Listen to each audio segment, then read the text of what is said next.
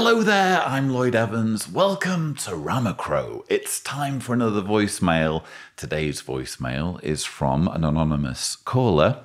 Let's listen to what they have to say. Hey Lloyd, I'm sitting here watching some of your videos on YouTube and, it just got me thinking, so I thought I would send a message. I would like to stay anonymous. I don't really have a reason why, but I just want to stay anonymous. But if you want to use this on your channel, you can. I'm sure a lot of people have the same questions I do. But here we go. So I'm an ex-Jehovah's Witness. I was raised in the religion. My parents were almost raised too. I mean, they came into it when they were very young. So we were all just, super in it. I disassociated in February of 2021. I'd kind of woken up, I don't know, I'd say probably 2019. Me and my husband had split up and it was kind of a crazy thing. He ended up being disfellowshipped for some crazy stuff, and he shouldn't have really been disfellowshipped for, in my opinion, and that kind of is what set everything off for me. So my husband was disfellowshipped. I tried really hard to hang on, because my parents were still in, my brother was still in. But, with COVID and everything going on, I just had a really hard time. It was really hard for me to stay attached and be a part of the meetings and stuff with not actually going. And it was easier for me to kind of break away because of COVID. Thank God, because if it weren't for COVID, I don't know that I would have left as easily as I did. But anyways, I ended up leaving. So now my husband and I are both out. I, just wrote a letter explaining that I have a lot of issues with the religion and whatever. So anyways, it was, a really big struggle for me. I was scared the whole time, oh my God, am I going to lose my parents? My parents are going to hate me. They're never going to speak to me again. I'm going to lose my brother. Long story short, my dad ended up leaving.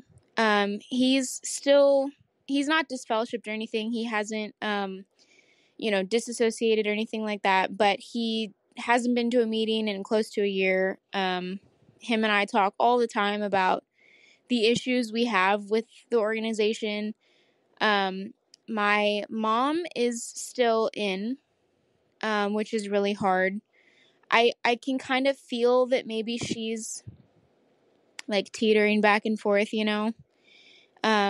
but she's still in. My brother is out. He came out as gay. How long ago? I don't even know. Close to a year ago, I think. But anyways, my question is, with my mom still being in and the rest of us being out, I'm really scared that the closer we get to this, that the governing body, they keep saying that be prepared to do things that don't make sense from a human standpoint, and that just sounds absurd to me. So I'm worried that they're gonna, ask her to do something crazy. What if she does it? You know what I mean? I guess what I'm asking is, what are the things that you would tell someone to try to get them to wake up? And I know that I can't, I know that it's her decision and stuff, but do you think there's anything that me and my family can do to try to get her to wake up and to see what's going on? I guess I'll leave it at that. I'm getting close to, this has been a long message, but, yeah, I guess that was my question. Your videos have been a huge help in me waking up, and, you're a really huge help. I'm sure that there's a lot of, people who would agree who are still in their religion. So thank you, Lloyd. My pleasure. Thank you so much for calling through. I really do sympathize with your situation. Having said that, I think it's wonderful that you have a relationship with your father, and I'm especially delighted that your brother has made it out and is able to live authentically and love whoever he wants to love. That's just marvelous, considering, you know, what he's been up against over the years. We can only guess. But I think it's really, really good that you have so much of your family intact. And there will be many listening to your voicemail thinking, gosh, I wish I had that many of my family that I could speak to. Which isn't to say that I don't sympathize. I really do. I'm just trying to help you to understand, as I'm sure you do understand, that, you know, you're very privileged in a way to have so much contact with your parents, particularly your father. As regards your mother, there was an interesting part of your message where you described her as teetering. And I think that's really interesting. So that tells me that perhaps you've had conversations in the past where she has maybe confided in you that certain things don't make sense to her, or she's maybe briefly said things that would lead you to that conclusion. Ultimately, her religion is telling her to salvage her family. Well, her religion is telling her to shun you, quite frankly. To what extent she's doing that, only you will know. I'm hoping that her motherly instincts will be overriding the shunning command, because it's not a disfellowshipping offence if it's a parent and they're speaking to their son or daughter, although it's obviously heavily dissuaded.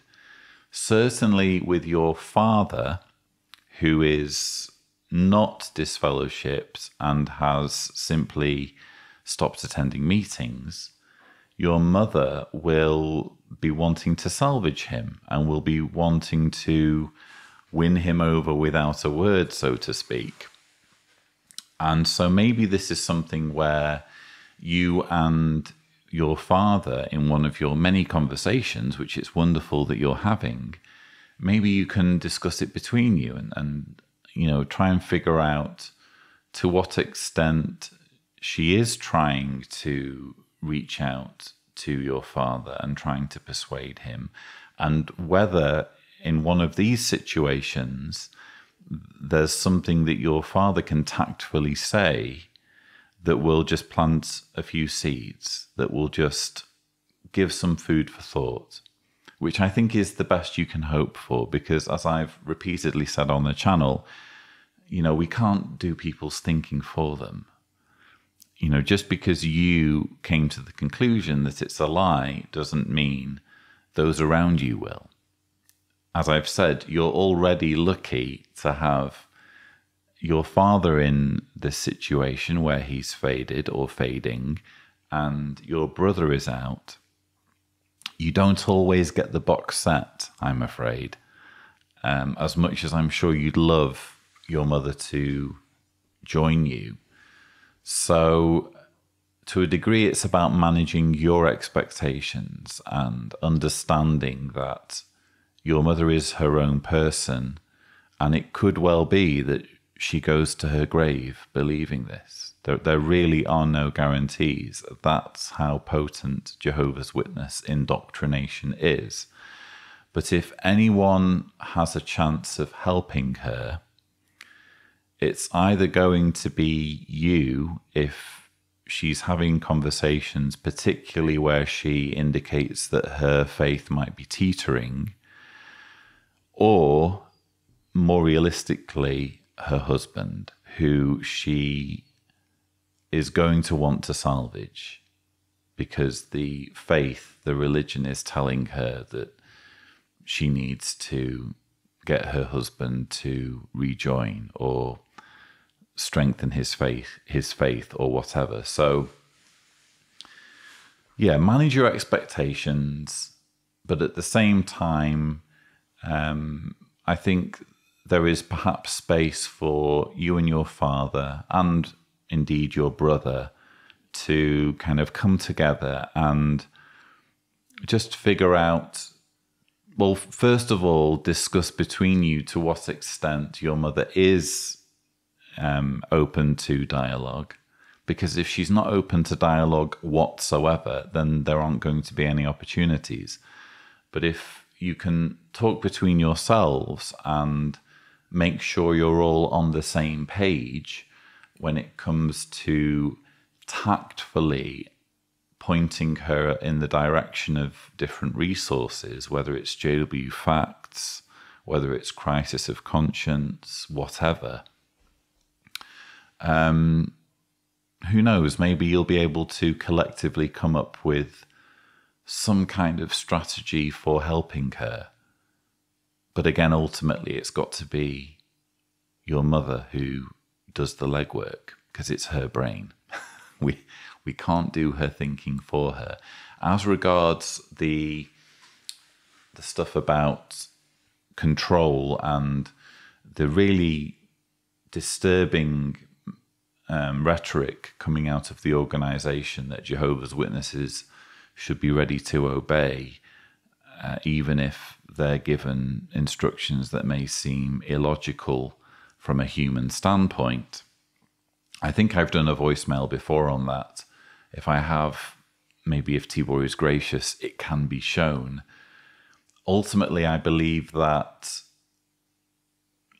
personally, I like to think it's unlikely that that's where the Jehovah's Witness religion is going. I think that the leaders ultimately want to be able to control millions of doting followers, and they can't control millions of doting followers if they've killed them all, you know? I think that the leaders are a mix of deluded and calculated. On the one hand, they must know that they're lying to people. On the one hand, they must know that there are huge skeletons in the closet that they're concealing, and that they are doing things that are harmful to others in pursuit of their own power and control. But on the other hand, having watched these men speak for over 10 years, I'm sorry to say, they really do believe their own BS. And so I think that I like to think that it's unlikely that they would do anything that would harm their power and their control or harm their followers. Now, having said that, you could point to the blood teaching as an example of where they're seemingly quite happy for Jehovah's Witnesses to die, so long as they get the power and control, so long as they're able to make decisions, even in cases of what medicine to take or refuse. So that's chilling, isn't it? It always is disturbing to contemplate that. But I just cannot bring myself to realistically contemplate them doing that on a larger scale than they're already doing. In fact, I like to think that if they had an opportunity to backpedal on the blood teaching, they would do. It's just that once you've killed people due to a decision that you've made, if you admit that you made a wrong decision or told people wrong advice, gave people wrong advice, what you're then doing is admitting liability. So I don't think the Jehovah's Witness leadership will ever reverse its blood teaching, or it's very, very unlikely that they will, because in so doing, they would then have to take accountability for literally thousands of Jehovah's Witness deaths. So what I'm saying is, it's unlikely that your mother is in any kind of life or death risk right now. I think you can reassure yourself a little bit on that score. What you're going to be most anxious about, I'm sure, is the fact that her mind is not fully her own, Her decisions are being made for her. Her life is being micromanaged for her by an abusive, manipulative cult leadership. And it's understandable that you want to get her out of that situation. Again, she needs to do that for herself, but maybe, just maybe, there are one or two things that you can say to her if you're all on the same page as a family that can just help gently nudge her in the right direction, especially if, as you suggest, her faith might be a little bit more precarious than she might admit. So hopefully some or all of what I've said there is useful for you. Don't forget that if you'd like to leave a voicemail, the thing to do is go to speakpipe.com/Cedars, remembering to indicate clearly if you don't want me to broadcast your message on this channel. But that's all I have time for. Thank you so much for watching.